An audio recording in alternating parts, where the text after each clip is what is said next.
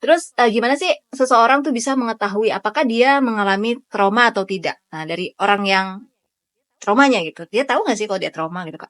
Gimana? Seringnya nggak tahu sih. Nah, terus Seringnya gimana nggak dong? tahu. Oh. Tapi kok aku gampang marah ya? Kok aku gampang tersinggung? Kok aku kemana-mana takut?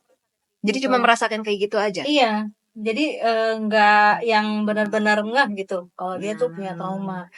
Makanya dia harus coba cek ke psikolog kali ya, supaya dia mengetahui. Biasanya baru ngecek ke psikolog atau ke dokter itu kalau kondisinya memberat.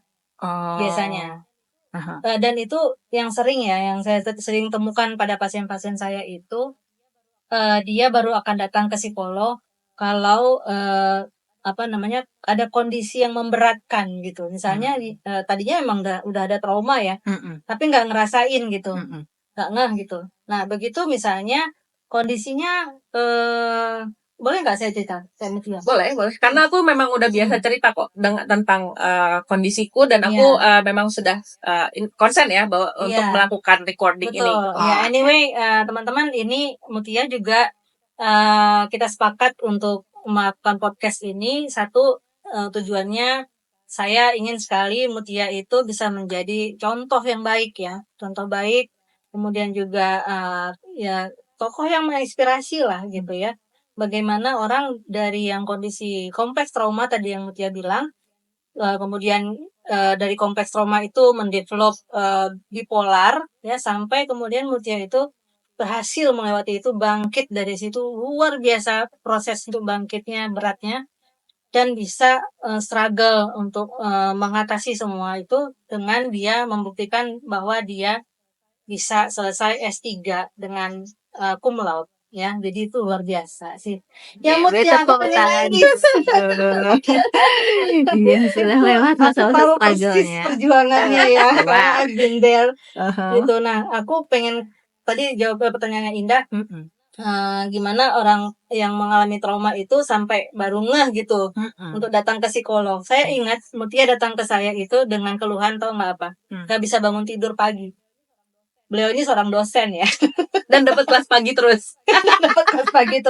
Dan dia nggak bisa bangun kalau pagi gitu, kayak nyeret-nyeret badannya untuk turun dari tempat tidur untuk bisa ngajar. Itu yang saya ingat banget itu ya. Itu sebegitu parahnya? Segitu parahnya. Segitu parah. Dan anyway, yang jadi aku notice bahwa aku tidak susah bangun pagi. Banyak orang susah bangun pagi. Ya, tapi semua kan tapi gitu? kemudian temenku, terus aku merasa ini kok kayaknya ada yang aneh, nggak nyaman gitu. Karena ketika kita cukup, padahal aku waktu itu belum mindful ya. Tapi ketika kita cukup aware lah dengan badan kita sendiri, dengan pengalaman kita sendiri gitu ya. Terus ini ada yang aneh deh. Terus temanku kirim 10 ciri-ciri orang depresi katanya gitu kan. Depresi. Aku bilang, aku punya 10 ya. Dari 10 aku punya 10. Terus dia bilang, lu cari psikolog sekarang juga katanya gitu. Nah, sering kali orang tuh pergi ke psikolog karena lingkungannya udah notice ada sesuatu yang nggak pas gitu. You have to get help gitu. Nah, kalau lingkungan kita berani ngomong itu ke kita, kamu harus cari bantuan. Lebih baik kamu ke psikolog kalau kamu punya budgetnya misalnya gitu ya. Ya sekarang nanti kita akan bicara juga soal itu misalnya. Ya berarti emang itu udah warning, udah alarm tuh udah bunyi kenceng banget gitu. Karena artinya kita udah, bukan hanya kita yang terganggu, orang sekitar kita pun udah terganggu. Jadi emang, dan waktu itu nggak tahu trauma gitu, nggak tahu punya trauma, cuma tahu bahwa aku punya masalah dan masalahku itu nggak bisa dibicarakan kecuali dengan psikolog gitu. Gitu. Jadi lingkungan yang ngasih tahu justru ya. Orangnya sendiri nggak nyadar atau kumaha kalau denial sendiri gimana?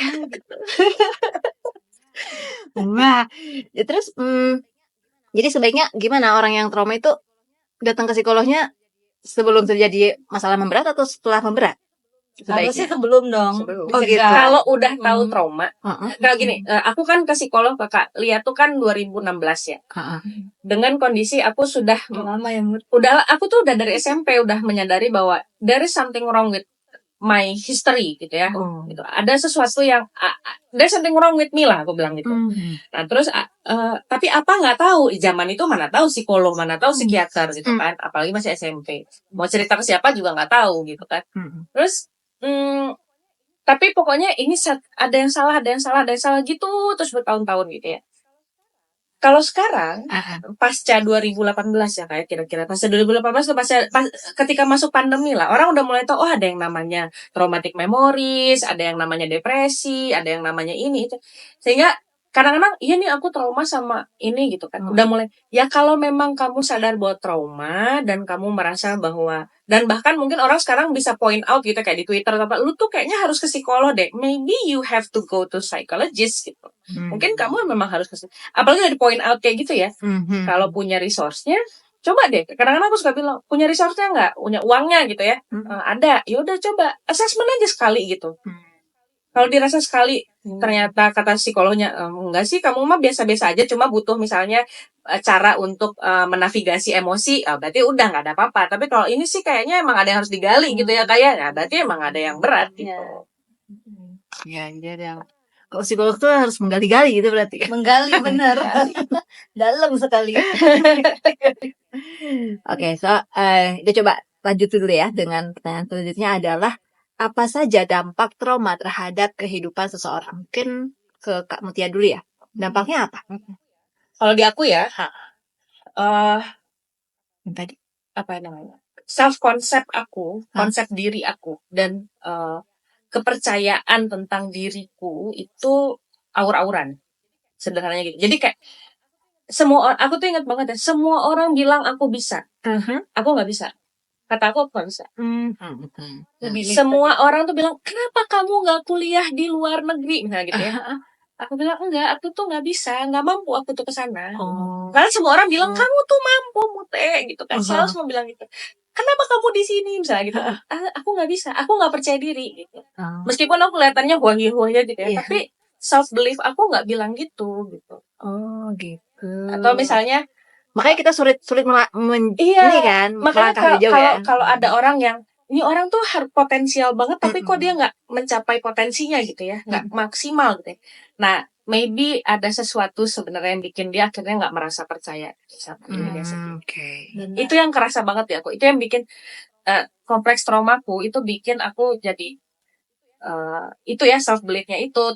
Terus kemudian aku punya kecenderungan people pleasing yang sekarang sih sedang diproses ya. Tapi aku punya kecenderungan people pleasing. People pleasing itu apa kalau di aku? Jadi kayak misalnya kalau ada yang berbeda pendapat, aku cenderung diam. Karena kalau aku ngomong, aku takut terjadi konflik dan aku nggak sanggup menanggung konfliknya. Nggak sanggup menanggung. Nggak. Terus aku juga, sisi-sisi traumatisnya aku tidak bisa mendengar suara yang kencang. Itu langsung nggak nyaman gitu. Terus apa namanya,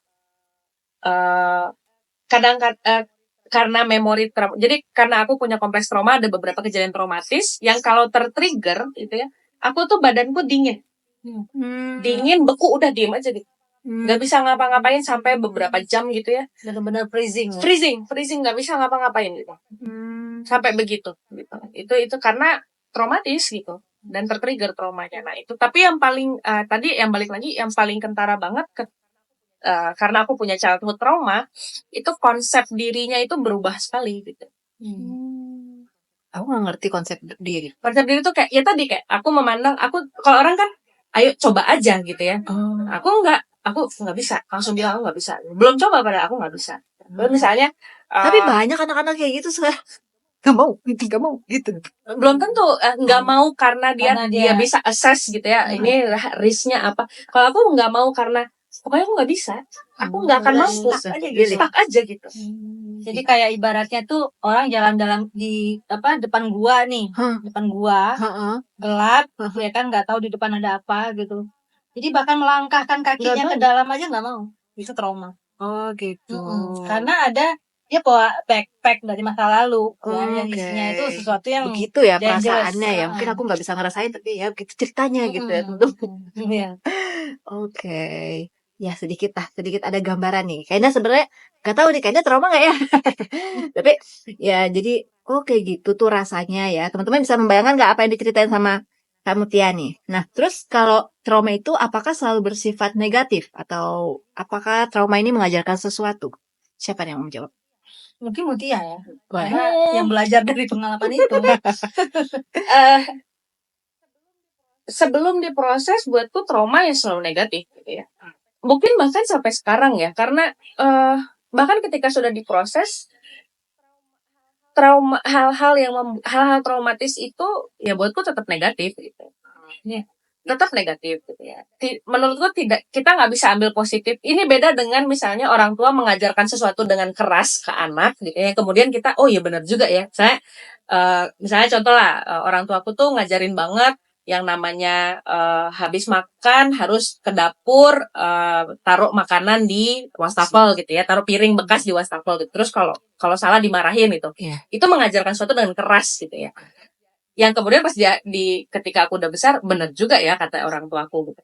Tapi ke kejadian-kejadian traumatis, aku nggak bisa bilang gitu. Aku ya tetap itu salah gitu.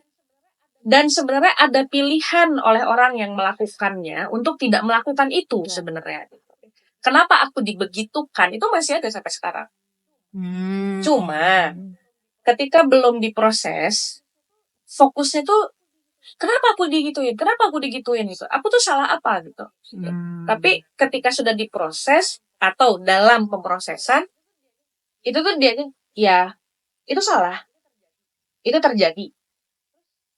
Terus apa? Udah terjadi terus mau diapain gitu. Kan nggak bisa diapa-apain juga. Sekarang gimana caranya kamu lepas dari ingatan itu, nah kamu bangun lagi dirimu yang baru gitu. Karena selama ini aku stuck di situ gitu. Stuck di kejadian traumatis. Salah satunya tuh ya, aku ingat banget sesi pertama. Nggak apa-apa ya kalau ceritanya. Nggak apa-apa. Aku tuh selalu mencari rumah dah. Aku tuh selalu ke semua di mana ya rumahku. Aku merasa nggak punya rumah. Di sesi pertama dengan EMDR, aku di treatment dengan Kak Lia pakai EMDR teknik. Itu adalah aku menemukan rumah di dalam diriku sendiri. Yang kemudian aku akhirnya, oh ya gue nggak perlu cari kemana-mana lagi. Tapi kejadian traumatis yang membuat aku merasa aku nggak punya rumah itu tetap negatif buat aku. Karena harusnya tidak dilakukan hal-hal itu. Tapi bagaimana kemudian ketika pemrosesan, aku akan memaknai, oke, kejadian itu membuat aku hilang rumah. Padahal rumahku tuh ada di situ, gitu. Ada di dalam diriku sendiri. Aku menemukannya lagi. Itu baru bisa positif ketika sudah artinya bukan kejadian yang negatif, tapi pemaknaan kita. Gimana kita harus mikir tentang itu ya? Makanya butuh processing gitu. Jadi tadi aku gimana dikit ya, yang tadi Mutia bilang processing itu, kalau dalam EMDR itu yang kita lakukan adalah ngebuka blokade tadiin. Kan itu terblokade, makanya dia merasa nggak punya rumah gitu. Nggak punya makna rumah itu seperti apa gitu kan, gambaran positif sebuah rumah itu kayak apa gitu. Nah jadi dengan kita buka blokade itu akhirnya dia jadi ada memori yang negatif gitu ya, kelompok memori negatif atau network gitu, jejaring yang negatif yang isinya trauma, dan ada jejaring ingatan yang isinya positif.